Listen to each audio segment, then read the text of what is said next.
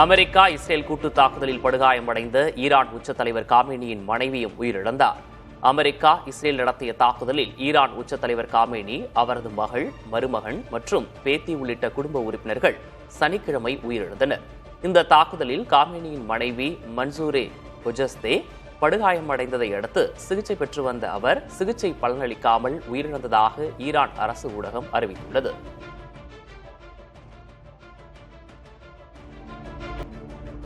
America மற்றும் Israel படைகள் இணைந்து நடத்தி வரும் வான்வழி தாக்குதலால் ஈரானில் உயிரிழந்தவர்களின் எண்ணிக்கை 555ஆக உயர்ந்துள்ளதாக ஈரான் ரெட் கிரைசென்ட் அமைப்பு அறிவித்துள்ளது. இதற்கிடையே ஈரானின் இடைக்கால பாதுகாப்புத்துறை அமைச்சராக ஜெனரல் சையத் மஜித் இப்னு ரெசா நியமிக்கப்பட்டுள்ளார். அந்நாட்டின் உச்ச தலைவர் காமேனி, பாதுகாப்புத்துறை அமைச்சர் அஜீஸ் நஸ்ராதே உள்ளிட்டோர் அமெரிக்கா இஸ்ரேலின் கூட்டு தாக்குதலில் கொல்லப்பட்ட நிலையில் இந்த அறிவிப்பு வெளியாகியுள்ளது.